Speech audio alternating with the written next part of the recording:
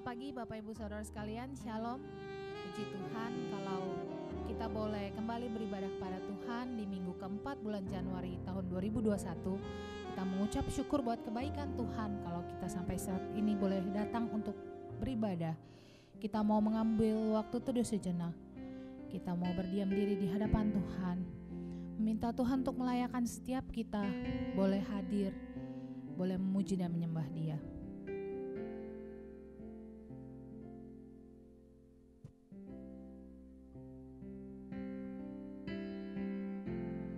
Pertolongan kita dalam ibadah ini adalah di dalam nama Tuhan pencipta langit dan bumi, yang kasih setianya kekal dan yang tidak pernah meninggalkan buatan tangannya.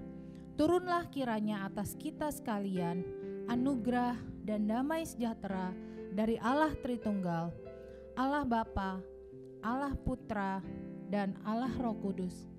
Amin. Kita mau mengangkat pujian kita. Kita mau datang ke hadapan Tuhan. Kita mau naikkan ucapan syukur kita. Mengucap syukur buat kebaikan Tuhan. Kita angkat pujian kita, Bapa, ku datang padamu.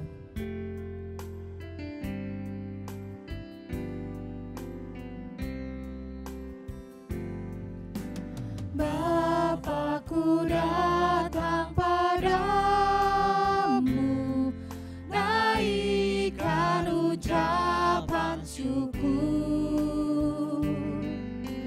atas kasih anugerah-Mu yang indah setiap hari. Bapakku datang padamu, Bapakku datang padamu, naikkan ucapan syukur atas kasih anugerah-Mu yang indah setiap hari. Pagi hari, siang hari, sore dan malam hari, tak hentinya mengucap syukur atas kebaikan-Mu. Kita angkat kembali pujian kita, Bapakku datang padamu. Bapakku datang padamu, naikkan ucapan syukur atas kasih anugerah-Mu yang indah setiap hari. Pagi hari, siang hari, sore dan malam hari, tak hentinya mengucap syukur atas kebaikan-Mu, atas kebaikan-Mu, atas kebaikan-Mu. Sekali lagi, atas kebaikan-Mu, atas kebaikan-Mu. Kita akan doa pembukaan yang akan dibawakan oleh Ibu Nini. Mari kita berdoa. Seperti pujian yang baru kami nyanyikan bersama Tuhan, tidak hentinya kami mau mengucap syukur karena kasih setia Tuhan, penyertaan Tuhan, pemeliharaan Tuhan atas hidup setiap kami Tuhan. Terima kasih Tuhan kalau Engkau sudah memelihara kami sampai dengan hari ini. Kalau kami ada sampai hari ini Tuhan, semua hanya karena anugerah-Mu. Terima kasih Tuhan.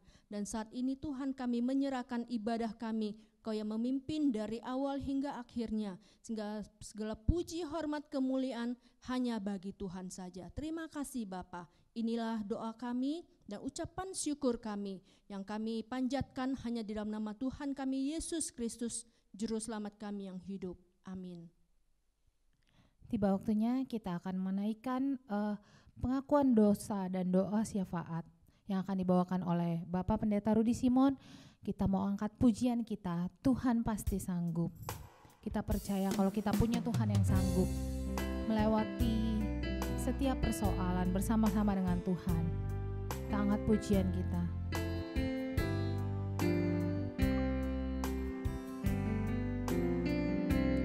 Kuatkanlah hatimu, lewati setiap persoalan. Tuhan Yesus selalu menopangmu. Jangan berhenti berharap padanya. Kuatkanlah hatimu, kuatkanlah hatimu, lewati setiap persoalan. Tuhan Yesus selalu menopangmu. Jangan berhenti harap padanya. Tuhan pasti sanggup. Tuhan pasti sanggup. Tangannya takkan terlambat untuk mengangkatmu. Tuhan pasti sanggup. Percayalah, Dia tak tinggalkanmu. Kita angkat kembali pujian kita, kuatkanlah hatimu. Kuatkanlah hatimu, lewati setiap persoalan. Tuhan Yesus selalu menopangmu. Jangan berhenti harap padanya. Tuhan pasti sanggup.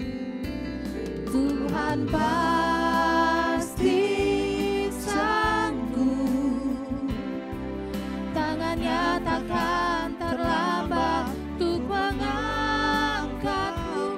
Tuhan pasti sanggup. Percayalah, Dia tak tinggalkanmu.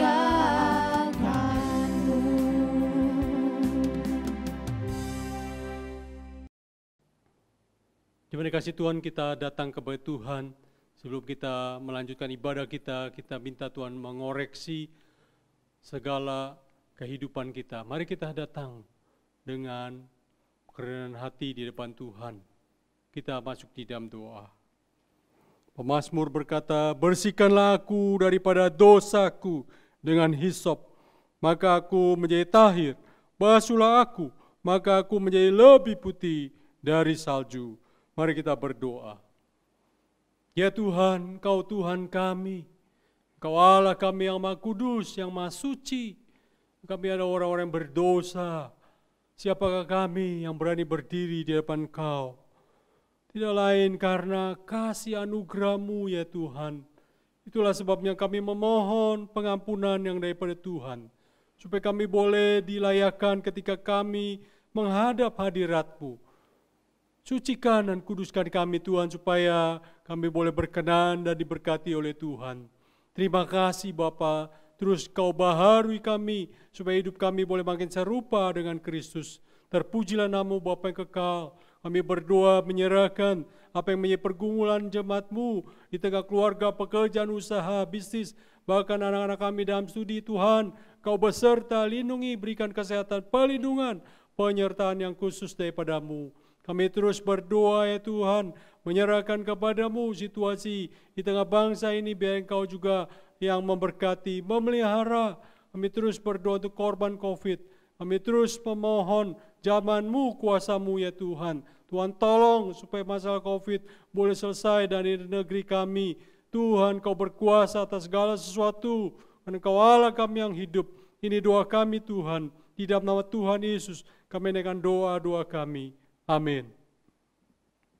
di mana kasih Tuhan bersama dengan seluruh orang percaya di segala tempat dan sepanjang abad, kita mengakui pengakuan iman rasuli dengan berkata demikian. Aku percaya kepada Allah, Bapa yang Maha Kuasa, Khalik langit dan bumi, dan kepada Yesus Kristus, anaknya yang tunggal Tuhan kita, yang dikandung dari Roh Kudus, lahir dari anak darah Maria, yang menderita sengsara di bawah pemerintahan Pontius Pilatus, disalibkan, mati dan dikuburkan, turun ke dalam kerajaan maut, pada hari yang ketiga bangkit pula dari antara orang mati, naik ke surga, duduk di sebelah kanan Allah, Bapa yang Maha Kuasa, dan dari sana yang akan datang untuk menghakimi orang yang hidup dan yang mati. Aku percaya kepada Roh Kudus, gereja yang kudus dan am, persekutuan orang kudus, pengampunan dosa, kebangkitan tubuh, dan hidup yang kekal. Amin. Tiba waktunya kita juga akan mendengarkan firman Tuhan. Kita mau duduk diam di bawah kaki Tuhan, kita mau mendengarkan firman Tuhan, kita mau angkat pujian kita, tetap setia. Biarlah ini menjadi kerinduan setiap kita, kalau kita tetap setia sampai akhir hidup kita.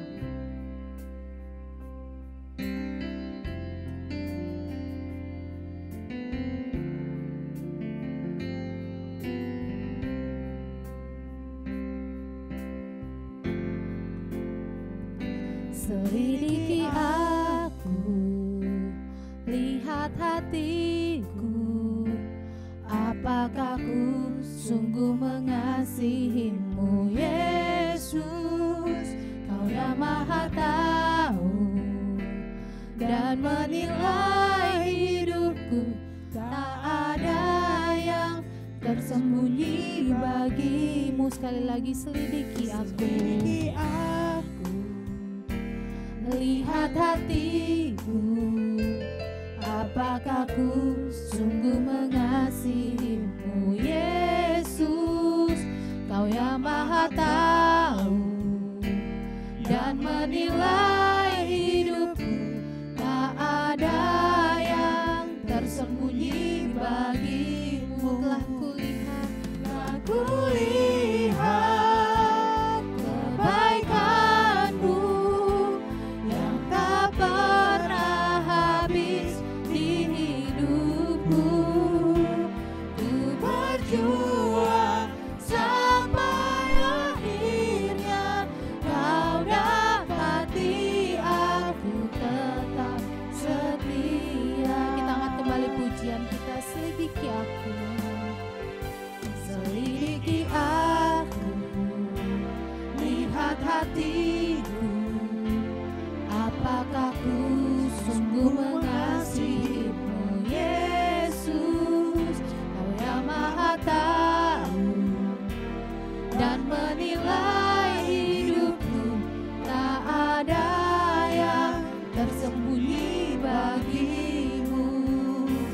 Telah kulihat kebaikanmu yang tak pernah habis di hidupku.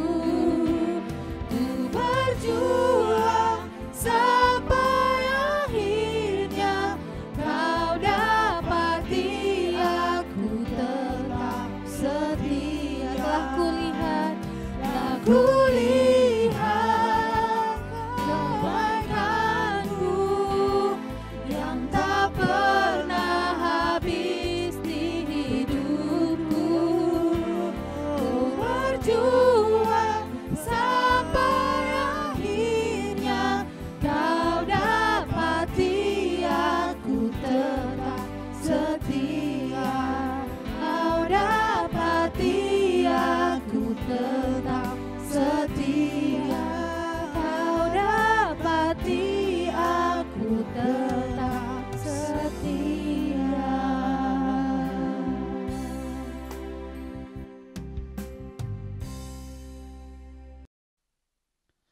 Selamat pagi semua jemaat Tuhan, Shalom. Senang sekali pagi hari ini kita masih diberikan kesempatan oleh Tuhan untuk menikmati hadirat Tuhan melalui pujian kita, dan terlebih kita akan mendengarkan kebenaran firman-Nya. Saudara, sebelum kita lebih dalam untuk merenungkan ke bagian firman Tuhan, terlebih dahulu kita berdoa. Mari kita berdoa. Bapa dalam surga yang kami kenal di dalam nama Tuhan kami Yesus Kristus, kami sangat bersyukur, kami sangat bangga punya Allah seperti Engkau. Tuhan, saat ini kami diberikan kesempatan untuk mendengarkan firman-Mu. Kiranya Tuhan tolong kami, berikan kami hikmat, berikan kami kekuatan, kemampuan untuk mendengarkan dan bahkan melakukan kebenaran firman Tuhan. Bapa dalam surga juga kami serahkan ke dalam tangan-Mu untuk hamba-Mu yang penuh kelemahan dan keterbatasan. Sembunyikan di balik salib-Mu Tuhan. Berikan kekuatan. Sehingga setiap apapun yang disampaikan itu adalah isi hati Tuhan untuk disampaikan bagi kami. Terima kasih Tuhan, kami telah siap untuk mendengarkan kebenaran firman-Mu. Bersabdalah bagi kami melalui hamba-Mu. Di dalam nama Tuhan Yesus Kristus kami berdoa dan mengucap syukur. Amin. Sekali lagi saudara yang terkasih, dimanapun saudara berada saat ini, secara khusus juga untuk jemaat GKR PIK, saya menyapa kita semuanya, Shalom. Sekali lagi Shalom.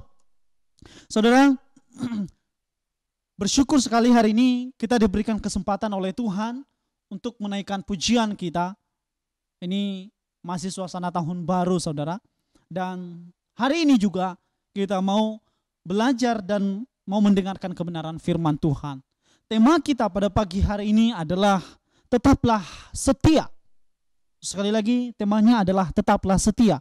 Saudara yang terkasih dimanapun Anda berada, untuk mendasari perenungan firman Tuhan ini, saya mengajak kita untuk membuka kebenaran firman Tuhan yang terambil dari Kisah Para Rasul pasal 7 ayat 54 ayat 54 sampai 60. Bagian ini kalau ada di depan layar kaca Bapak Ibu, saya akan bacakan buat kita. Tetapi alangkah baiknya juga Bapak Ibu perhatikan Alkitabnya sendiri. Ayat 54 demikianlah firman Tuhan. Ketika anggota-anggota mahkamah agama itu mendengar semuanya itu, sangat tertusuk hati mereka. Maka mereka menyambutnya dengan gertakan gigi. Tetapi Stefanus yang penuh dengan Roh Kudus menatap ke langit lalu melihat kemuliaan Allah dan Yesus berdiri di sebelah kanan Allah. Lalu katanya, sungguh aku melihat langit terbuka dan anak manusia berdiri di sebelah kanan Allah. Maka berteriak-teriaklah mereka dan sambil menutup telinga serentak menyerbu dia. Mereka menyeret dia keluar kota lalu melemparinya. Dan saksi-saksi meletakkan jubah mereka di depan kaki seorang muda yang bernama Saulus. Sedang mereka melempari Stefanus berdoa, katanya, "Ya Tuhan Yesus, terimalah rohku." Sambil berlutut, ia berseru dengan suara nyaring, "Tuhan, janganlah tanggungkan dosa ini kepada mereka." Dan dengan perkataan itu, meninggallah ia. Saudara, sekali lagi tema kita pada pagi hari ini adalah tetaplah setia. Di dalam bacaan kita memperlihatkan kepada kita, kalau kita mengambil kata kuncinya saja, yaitu Stefanus dipenuhi Roh Kudus. Namun yang menjadi pertanyaan bagi kita sebagai orang Kristen, mengapa orang yang dipenuhi Roh Kudus mendapatkan musibah? Mengapa orang yang sungguh-sungguh menyerahkan hidupnya kepada Tuhan mendapatkan musibah, mendapatkan satu masalah yang besar? Nah, ini menjadi pertanyaan untuk kita. Kenapa? Karena mungkin kita telah didoktrinasi. Kita memiliki satu pemahaman, sudut pandang bahwa ketika kita mengikut Tuhan, itu artinya kita akan lepas dari permasalahan yang kita alami. Itu artinya bahwa ketika kita mengikut Kristus, kita akan bebas dari segala penderitaan apapun, termasuk penganiayaan, termasuk kecelakaan, termasuk masalah ekonomi, termasuk segala hal di dalam kehidupan kita yang berkaitan dengan masalah. Saudara, tentunya itu adalah sebuah pemikiran yang sangat picik. Tentu itu adalah sebuah pemikiran yang sangat sempit sekali terhadap kekristenan, saudara. Kekristenan bukan seperti itu. Sudah cukup jelas kepada kita, sudah cukup menjadi bukti kepada kita ketika Alkitab menyuguhkan kepada kita kisah seorang Stefanus ini, di mana dia harus merenggang nyawa karena imannya, karena kesaksiannya. Itu membuktikan bahwa menjadi seorang Kristen, menjadi seorang pengikut Kristus tidak menjadikan hidup kita untuk bebas dari segala yang namanya penderitaan. Jangan berpikir saudara, ketika saudara dan saya secara khusus yang mendengarkan khutbah ini menjadi seorang Kristen, itu artinya akan bebas dari segala permasalahan duniawi. No, bukan saudara. Tetapi menjadi seorang Kristen itu artinya kita harus siap untuk memikul salib kita. Salib merupakan simbol penderitaan kita, di mana kita harus mengiring Tuhan setia, baik suka maupun duka. Ketika kita menjadi seorang Kristen yang sejati, maka itu artinya kita harus memikul salib kita. Nah saudara, patut kita bertanya mengapa Stefanus bisa sedemikian rupa. Dan sebelum itu kita harus bertanya siapakah Stefanus. Ada 3 indikasi, ada 3 jawaban untuk kita mengetahui siapakah Stefanus.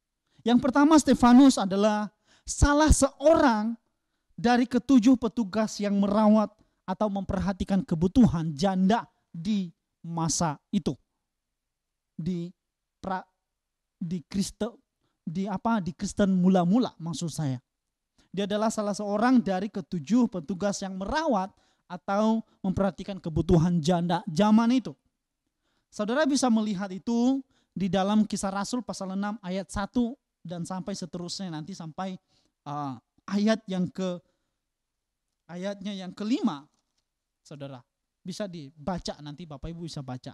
Sekali lagi Bapak Ibu bisa menemukannya di Kisah Rasul pasal 6 1 sampai 5. Lalu yang kedua, siapakah Stefanus? Stefanus adalah seorang yang penuh dengan iman dan Roh Kudus. Nah, ayat 5 saya bacakan buat kita, saudara. Usul itu diterima baik oleh seluruh jemaat. Lalu mereka memilih Stefanus, seorang yang penuh iman dan Roh Kudus. Ini sudah cukup membuktikan kepada kita bahwa Stefanus adalah orang yang benar-benar menyerahkan hidupnya, orang yang benar-benar sungguh-sungguh mengikut Kristus dengan 100%. Artinya bahwa Stefanus adalah orang yang betul-betul totalitas mengikut Tuhan. Terbukti di mana dia dipenuhi oleh Roh Kudus dan imannya itu luar biasa. Nanti kita melihat bagaimana perjalanan hidup Stefanus pada akhirnya. Lalu yang ketiga adalah, jawaban yang ketiga tentang siapa Stefanus. Stefanus adalah seorang yang sangat lembut hatinya. Nah itu ayat 15. Kisah Rasul pasal 6 ayat 15. Saya bacakan bagian ini untuk kita saudara. Mari perhatikan di layar kaca Bapak Ibu. Atau mungkin Bapak Ibu yang sedang membuka Alkitab saat ini. Kisah Rasul 6 ayat 15, demikianlah firman Tuhan. Semua orang yang duduk dalam sidang mahkamah agama itu menatap Stefanus. Lalu mereka melihat muka Stefanus sama seperti muka seorang malaikat. Wow, luar biasa saudara.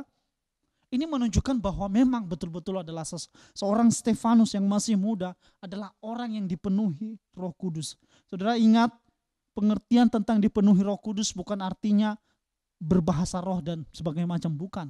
Tetapi dari tindakan, sikap dia betul-betul berubah 100% dari sebelum dia menjadi Kristen. Dari sebelum dia mengenal Kristus. Itu yang dia maksudkan, dipenuhi oleh Roh Kudus. Dan itu dibuktikan bagaimana ketika majelis atau mahkamah agama menatap muka Stefanus. Stefanus itu bersinar bagaikan kelihatan seperti malaikat. Luar biasa bukan?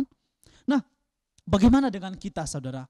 Apakah kita masih tetap mau berpikir bahwa ketika menjadi seorang Kristen artinya kita harus terlepas dari permasalahan kita? Renungkan bagian itu. Nah saudara, yang kedua perlu kita bertanya, mengapa Stefanus bisa bertahan atau setia bahkan sampai mati saudara? Mengapa? Apa yang membuat seorang Stefanus yang masih muda bisa bertahan, bersaksi sampai mati di rajam batu saudara, diseret tadi kita baca. Maka jawabannya adalah karena iman dan pengenalan akan Allah yang benar. Jawabannya sekali lagi adalah karena iman dan pengenalan akan Allah yang benar. Saudara, seseorang yang memiliki iman yang sejati, maka sangat mustahil sekali untuk dia menyangkal Tuhan di tengah-tengah situasi yang dia alami. Orang yang memiliki iman yang sejati kepada Tuhan, maka itu akan sangat mustahil untuk menyangkal Tuhan dalam keadaan apapun. Saudara, sekali lagi, mengapa Stefanus bisa bertahan? Karena iman. Dia punya iman yang sejati. Dia punya pengharapan yang sejati kepada Tuhan. Kemudian saudara, alasannya yang lain lagi adalah karena dia memiliki pengenalan akan Allah yang benar. Saudara, pengenalan akan Allah yang benar merupakan bagian penting juga di dalam iman kekristenan. Saudara, enggak mungkin seseorang mau beriman saja tanpa dia tahu terhadap siapa dia beriman. Itu namanya iman konyol. Sekali lagi, jangan percaya dengan orang yang mengatakan bahwa ketika menjadi seorang Kristen enggak perlu pakai logika. No, enggak begitu saudara. Jangan menjadi bodoh. Sekali lagi bahwa kita harus mengenal Allah itu dengan benar. Tetapi ingat, tidak hanya sampai di situ. Pengenalan akan Allah tidak hanya sampai pada logika atau rasio kita. Sekali lagi, pengenalan akan Allah tidak hanya sampai pada logika atau rasio semata, ya, tetapi harus menyentuh sampai ke dasar jiwa. Nah, ini dia. Harus menyentuh sampai ke dasar jiwa. Artinya apa? Jangan hanya sebatas ke pemikiran logika kita, ya. Maka bayangkan saudara, banyak orang yang mengenal Tuhan, bahkan hamba Tuhan sekalipun meninggalkan imannya, itu cukup membuktikan bahwa pengenalan yang dia alami selama ini itu hanya sekadar sampai kepada logika atau rasio semata, tetapi tidak menyentuh ke dasar jiwa. Ya. Orang yang memiliki pengenalan akan Allah yang benar dan sampai menyentuh ke dasar jiwa, masalah hanya karena keluarga, masalah hanya karena ekonomi, masalah hanya karena bosnya yang ngomel, masalah karena sekolah anak dan sebagainya macam, masalah karena pandemi, enggak akan mengubah dia terhadap keputusan dia untuk tetap mengikut Tuhan. Itu saudara. Sekali lagi, pengenalan itu penting. Tetapi pengenalan kita tentang Allah itu jangan hanya sampai kepada logika kita saja, sampai kepada rasio kita saja, tetapi itu harus sampai menyentuh ke dasar jiwa. Saudara, kita itu bisa melihat saudara, di mana Stefanus yang begitu mengenal Allah dengan sungguh-sungguh, dia menguraikan tentang kesaksiannya. Kita Bapak Ibu bisa membaca, ya, karena kalau saya bacakan itu terlalu panjang saudara. Bapak Ibu nanti bisa baca bagaimana Stefanus menguraikan kesaksiannya dari pasal 7, ya, dari pasal 7 sampai pasal 7 ayat 1 sampai ayatnya yang kita baca, ya, saat ini. Itu kesaksiannya itu sampai kepada ayat 53 dan nanti memuncak ayat 54 ketika orang-orang atau para imam saat itu, mahkamah agama, mereka sangat tertusuk dengan kesaksian yang dilakukan oleh Stefanus. Saudara, yang menarik adalah ketika akhir hidup Stefanus telah tiba, Stefanus bahkan berdoa buat mereka. Apa doanya saudara? Dia mengatakan, Tuhan jangan tanggungkan dosa ini kepada mereka. Saudara, menarik bukan? Ini persis seperti doa Tuhan Yesus ketika dia di kayu salib. Ketika Tuhan Yesus mau merenggang nyawa. Ya, Tuhan Yesus berdoa untuk para orang-orang yang menyalibkan dia. Apa doa Tuhan Yesus? Ya Bapa, ampunilah mereka sebab mereka tidak tahu apa yang mereka perbuat. Dan Stefanus melakukan hal itu juga saudara di akhir-akhir hidupnya. Stefanus berkata, jangan tanggungkan dosa ini terhadap mereka. Saudara, ini jelas sekali menunjukkan kepada kita bahwa pengenalan akan Allah yang sejati itu harus betul-betul diaplikasikan di dalam kehidupan kita sehari-hari. Stefanus di tengah-tengah keadaan sulit sekalipun, dia tetap eksis, dia tetap bertahan, dan dia tetap bersaksi terhadap apa yang dia imani selama ini. Ya saudara, jelas ini cukup membuktikan bahwa orang yang betul-betul mengenal Tuhan dengan sungguh-sungguh, maka dia akan tetap setia di tengah-tengah situasi yang mencekam. Ya, situasi yang dialami Stefanus itu mencekam sekali, saudara. Tetapi tidak dengan Stefanus. Stefanus tetap santai, enjoy menghadapi tuduhan imam-imam atau mahkamah agama itu. Itu cukup membuktikan bahwa iman dan pengenalan akan Allah Stefanus itu luar biasa. Bagaimana dengan kita, saudara? Apakah kita cukup punya iman saat ini? Apakah pengenalan akan Allah kita saat ini itu sudah menyentuh sampai ke dasar jiwa kita? Renungkan bagian ini. Mari kita renungkan sama-sama. Bukan hanya Bapak Ibu, saya pun merenungkan itu siang dan malam juga. Jangan hanya sampai ketika saya berbicara di atas mimbar ini, tetapi saya juga yang ternyata hanya sampai kepikiran, enggak menyentuh ke dasar jiwa. Kita berdoa sama-sama supaya Tuhan Allah Roh Kudus dapat menjamah kita, memberikan kita kekuatan ketika kita memiliki mungkin pengenalan akan Allah yang luar biasa. Bapak Ibu yang suka baca buku teologi, Alkitabnya sudah khatam beribu kali, tapi jangan ingat bahwa pengenalan kita itu harus sampai ke dasar jiwa kita, supaya setiap apapun masalah yang kita alami itu tidak membuat kita goyah terhadap iman kita. Itu yang dinamakan pengenalan akan Allah yang benar, menyentuh ke dasar jiwa. Nah saudara, apa implikasi untuk kita dari kesetiaan seorang Stefanus ini? Sekali lagi, apa implikasinya di dalam pribadi kita yang sedang menonton, yang sedang mendengarkan firman ini saat ini tentang kesetiaan Stefanus ini? Ada dua sedikitnya saya berikan, saudara. Saya rumuskan untuk kita. Jangan terlalu banyak karena nanti akan lupa. Alangkah baiknya jika sedikit tapi kita ingat dan kita lakukannya. Yang pertama adalah satu, tetaplah setia mengikut Tuhan dalam keadaan apapun. Itu satu. Yang kedua, tetaplah setia untuk bersaksi. Satu tadi, tetaplah setia mengikut Tuhan dalam keadaan apapun. Saudara berbicara tentang kesetiaan untuk mengikut Tuhan dalam keadaan apapun. Saya teringat satu peristiwa yang sangat bersejarah, yang sangat luar biasa. Di balik kisah lagu I Have Decided to Follow Jesus. Mungkin kisah ini sudah tidak asing bagi Bapak Ibu yang mendengarkan saat ini.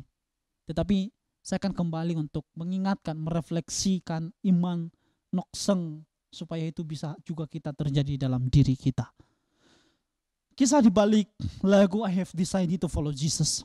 Saudara, kejadian ini terjadi kira-kira 1800-an tahun yang silam yang terjadi di India dan khususnya di suku Assam. Saudara, ada sekumpulan misionaris yang datang ke India memberitakan Injil. Dan singkat cerita, saudara, ada satu keluarga yang terima Injil dan menyerahkan diri atau percaya kepada Tuhan Yesus saat itu. Tentu keberadaan mereka juga berdampak kepada lingkungan sekitar. Dan lingkungan itu ada beberapa juga keluarga yang percaya dan menyerahkan diri kepada Tuhan Yesus. Saudara, tidak hanya sampai di situ, saudara. Tentu ketika berita ini kedengaran kepada kepala suku, maka kepala suku keberatan, sangat-sangat keberatan sekali. Di dalam suku Assam ada satu kebiasaan yang sangat luar biasa juga, bikin bulu kuduk merinding, saudara, yaitu seorang pria akan diakui perkasa, seorang pria akan diakui sebagai pria sejati ketika dia banyak memiliki tengkorak manusia, sebagai bukti dia seorang pemburu yang luar biasa. Singkat cerita, saudara, si keluarga yang percaya tadi kepada Tuhan Yesus dipanggil, diperhadapkan di depan banyak orang, dan di sana juga ada kepala suku, ya. Lalu orang ini namanya Nokseng, ya, Nokseng. Lalu si Nokseng dan keluarganya dipanggil. Nokseng punya anak 2, lalu punya istri 1, ya. Lalu si kepala suku bertanya kepada si Nokseng, benarkah itu Nokseng, kamu sudah berpindah kepercayaan? Kamu sudah percaya kepada Injil atau percaya kepada Yesus Kristus? Maka jawab Nokseng, ya betul. Dengan demikian, dengan apa yang kepala suku dengar selama ini. Lalu marahlah si kepala suku kepada Nokseng. Kepala suku berkata, maukah engkau menyangkal imanmu sambil menodongkan tombak ke arah kedua anaknya? Lalu Nokseng bilang, no, mengikut Yesus adalah keputusanku. Kutak ingkar.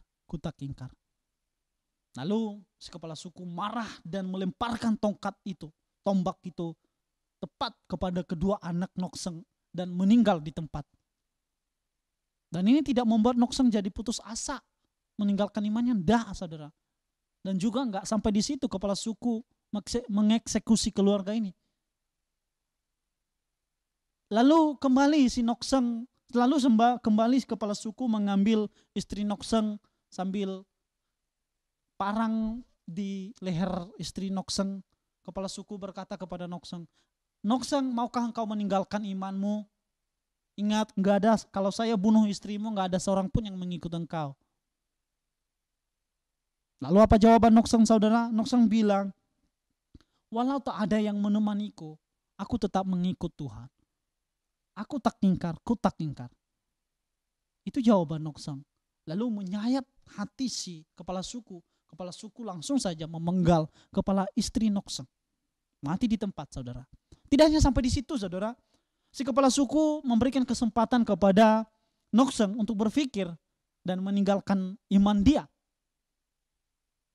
Sehingga dengan demikian Nokseng akan bebas dari hukuman mati itu. Tetapi apa yang terjadi, saudara? Nokseng bilang, I have decided to follow Jesus. No turning back. Luar biasa, saudara. Dan ketika itulah si kepala suku melempari tombak mengenai si Nokseng dan Nokseng mati di tempat, saudara. Saudara, ini merupakan satu kesaksian yang luar biasa, bukan? Apa yang membuat Nokseng bisa sampai di sedemikian rupa? Tidak lain dan tidak bukan, saudara, karena iman kepada Tuhan Yesus yang telah memberikan pengharapan kepada dia dan kepada keluarganya. Saudara, memang tidak gampang untuk menjadi seorang Kristen, saudara. Jangan berpikir, sekali lagi, ketika kita menjadi pengikut Tuhan, mengikut Tuhan, benar-benar menyerahkan diri kepada Tuhan, seperti dari awal tadi saya bilang, itu secara otomatis kita akan lepas dari permasalahan kita, dari permasalahan keluarga kita, dari permasalahan ekonomi kita, anak-anak kita, keluarga dan sebagainya macamnya. Tidak, saudara. Ingat bahwa sekali lagi, ketika kita mau mengikut Tuhan dengan sungguh-sungguh, itu artinya kita harus memikul salib kita. Jadi jangan berpikiran bahwa untuk mengikut Tuhan itu enak. Ada konsekuensinya, saudara. Kita harus tetap setia mengikut Tuhan di dalam keadaan apapun. Di keadaan pandemik yang sedang melanda dunia saat ini, tetaplah setia, saudara, untuk mengikut Tuhan. Jangan menyangkal Tuhan sedikit pun, sekalipun, sedetik pun. Ketika saudara, Bapak Ibu saat ini yang sedang mendengarkan firman Tuhan ini, sedang terpuruk karena ekonomi, berdoalah kepada Tuhan, berserah kepada Tuhan. Ingat bahwa Tuhan yang kemarin pasti sanggup menolong kita juga hari ini. Percayalah akan hal itu. Percayakan semuanya, serahkan semuanya kepada Tuhan. Jangan bimbang, saudara. Jangan mengandalkan diri juga. Percayakan semuanya kepada Tuhan. Yang kedua, saudara, implikasi di dalam kesetiaan Stefanus ini, yaitu adalah tetaplah setia untuk bersaksi bagi kemuliaan nama Tuhan. Menarik, bukan? Sekali lagi di tengah-tengah mencekamnya hidup Stefanus, dia tetap bersaksi dengan girangnya, saudara. Dia tidak sedikit pun gentar untuk menyaksikan siapa itu Yesus dan nabi-nabi yang telah memberitakan kedatangannya. Stefanus begitu setia menyaksikan siapa Yesus kepada mahkamah agama, kepada para imam-imam yang mengadili dia. Luar biasa, bukan? Bagaimana dengan kita, saudara? Sekali lagi, saudara, jangan menunggu waktu seperti Nokseng. Jangan menunggu seperti Stefanus baru mau bersaksi. No. Jangan kita tunggu itu. Gunakanlah kesempatan saat ini yang diberikan Tuhan kepada kita. Meskipun atau di tengah-tengah pandemi ini adalah kesempatan yang baik buat kita yang diberikan oleh Tuhan untuk bersaksi siapa itu Kristus Yesus yang adalah juru selamat dunia. Jangan pelit saudara. Saudara saat ini yang bekerja di marketplace sebagai kuliahan, ya, mahasiswa maksud saya, anak sekolah, ibu rumah tangga, pengusaha, dan sebagainya macamnya, di mana Tuhan tempatkan kita. Di kantor Bapak Ibu, di asisten rumah tangga Bapak Ibu. Bersaksi, beritahu mereka bahwa percuma kita memiliki dunia. Percuma kita bergelimang harta di dunia, tetapi tempat kita nanti disiksa di neraka karena kita tidak percaya kepada Kristus Yesus. Beritahu mereka kasih Tuhan yang besar itu. Saudara masih ingat si Andreas, salah seorang dari murid Tuhan Yesus? Tempoh hari atau minggu lalu kita membahas itu di Komsel ketika Lu Syarif membahas itu. Andreas adalah orang yang pertama kali memberitahukan kepada Petrus siapa Kristus, memperkenalkan dia kepada Tuhan Yesus. Andreas saat melihat Yesus saat itu sebagai seorang Mesias, dia tidak tinggal diam. Dia langsung beritahu kepada saudaranya Petrus supaya Petrus juga melihat dan menyaksikan siapa itu Mesias. Dan akhirnya Petrus diangkat sebagai murid Tuhan Yesus. Luar biasa bukan? Saudara, saat ini sekali lagi Tuhan masih berikan kita kesempatan untuk bersaksi bagi kemuliaan nama Tuhan. Jangan sia-siakan kesempatan itu. Saudara, tetaplah kita setia. Kesetiaan adalah sebuah kunci penting untuk tetap eksis dalam perjalanan iman kita bersama dengan Tuhan. Sekali lagi, kesetiaan itu adalah kunci penting untuk tetap eksis dalam perjalanan iman kita bersama dengan Tuhan. Perjalanan, ingat saudara, perjalanan. Kita baru dikatakan setia ketika kita mengakhirinya dengan setia. Bukan sekarang. Saudara ingat bahwa gelar setia itu baru kita dapatkan setelah kita menjadi almarhum. Kita sudah meninggalkan dunia. Baru kita dikatakan kita adalah orang yang setia. Oh, Pak Gunawan adalah orang yang setia mengikut Tuhan. Peter adalah orang yang setia mengikut Tuhan. Iwan adalah orang yang setia mengikut Tuhan. Itu bukan diri kita yang mengatakan diri kita setia, bukan. Tetapi dari kesaksian orang lain. Mengatakan kita itu adalah orang yang setia. Ya, jadi ingat, jangan bilang aku adalah orang yang setia mengikut Tuhan, aku adalah pendeta, hamba Tuhan, banyak menobatkan jiwa. Enggak. Orang lainlah yang memberikan gelar itu kepada kita. Dan kapan seharusnya gelar itu? Ketika kita meninggalkan dunia. Karena masih perjalanan saudara. Perjalanan menuju ke sana, menuju ke tempat Bapa berada. Jadi ingat bahwa sekali lagi kesetiaan adalah sebuah kunci penting untuk tetap eksis dalam perjalanan iman kita bersama dengan Tuhan. Saudara, sekali lagi saya ingatkan, saya tegaskan, tetaplah setia mengikut Tuhan dalam keadaan apapun dan tetaplah juga untuk bersaksi dalam keadaan apapun. Kiranya firman Tuhan yang begitu singkat ini, Allah Roh Kudus lebih-lebih menjelaskan itu di dalam hati pribadi kita lepas pribadi. Sehingga kita menjadi seorang pengikut Kristus yang sejati. Mari kita bersatu di dalam doa. Bapa dalam surga, kami bersyukur sekali Tuhan berikan kami kesempatan untuk mendengarkan firman-Mu, di mana kami harus tetap setia di dalam mengikut Tuhan dalam keadaan apapun, dan kami juga harus tetap setia di dalam bersaksi apapun keadaan yang kami alami saat ini. Terima kasih Tuhan. Hamba-Mu telah berhenti berkata-kata buat kami, tetapi kami percaya Engkau adalah Allah Roh Kudus yang tidak pernah berhenti berkata-kata pada kami pribadi lepas pribadi. Terpujilah Engkau Allah Tritunggal, di dalam nama Yesus Kristus kami berdoa dan mengucap syukur. Amin. Shalom.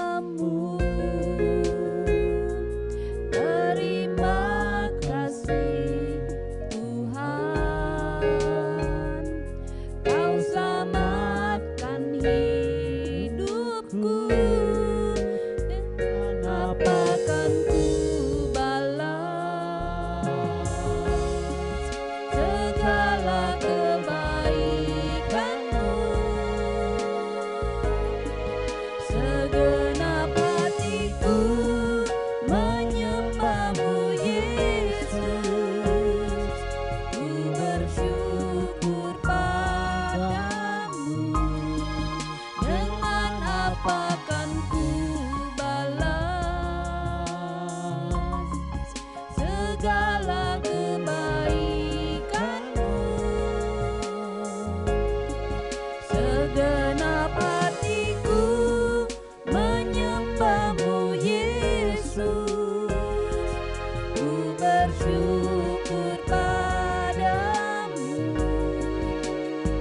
selamanya.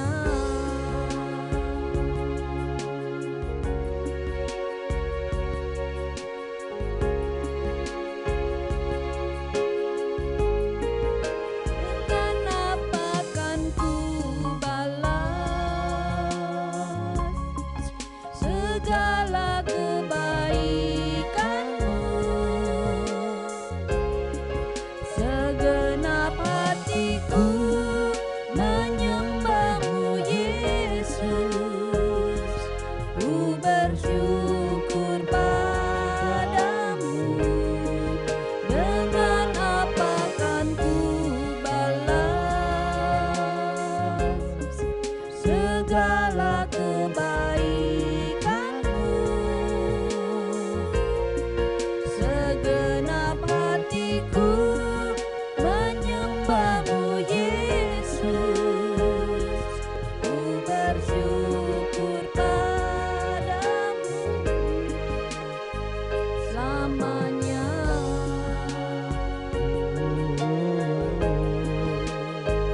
Selamanya.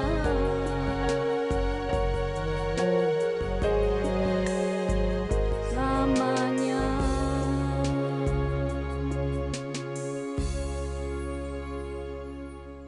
Shalom Bapak Ibu Saudara dan pemirsa yang dikasihi Tuhan. Kita bersyukur minggu ini kita boleh kembali lagi berjumpa di dalam ibadah online. Biar kita di dalam penyertaan, pelindungan, dan kasih yang daripada Tuhan. Kita boleh selalu sehat dan kita boleh selalu menjaga jarak supaya kita juga tidak tertular dan kita boleh selalu beraktivitas dengan baik. Dan Bapak Ibu Saudara yang kasih Tuhan, biar kita boleh memperhatikan protokol kesehatan dari pemerintah kita. Bapak Ibu Saudara yang kasih Tuhan, mari kita juga boleh memperhatikan warta-warta yang ada di depan. Mari kita boleh dukung bersama, partisipasi bersama, sehingga kita boleh mengalami pertumbuhan rohani lewat persoalan-persoalan ibadah, persoalan doa, dan ibadah komisi. Bapak Ibu Saudara, demikian warta dan biar kita boleh memperhatikan semuanya dengan penuh perhatian dan kasih kita kepada Tuhan. Mari kita angkat pujian doksologi menerima berkat Tuhan.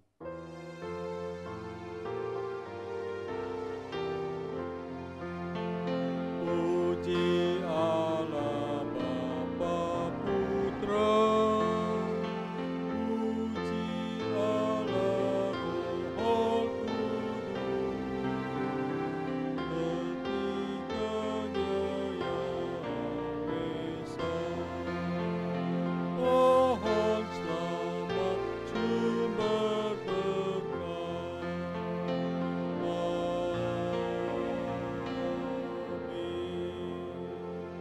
Coba dikasih Tuhan, arahkanlah hatimu kepada Tuhan, terimalah berkat yang daripada Tuhan. Allah Bapa, sumber segala berkat dan kasih setia. Tuhan Yesus, sumber kekuatan dan anugerah. Allah Roh Kudus, sumber pertolongan, penghiburan. Kiranya menyertai kita mulai sekarang sampai selama-lamanya. Sampai Tuhan Yesus datang 2 kali menjemput kita yang percaya. Amin.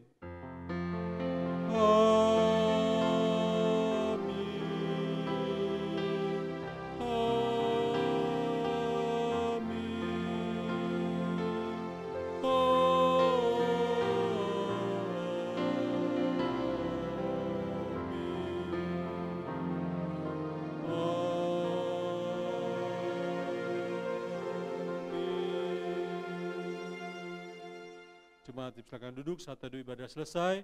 Tuhan memberkati kita semua. Jangan lupa membaca Alkitab sehari 2 pasal, merenungkan setiap hari.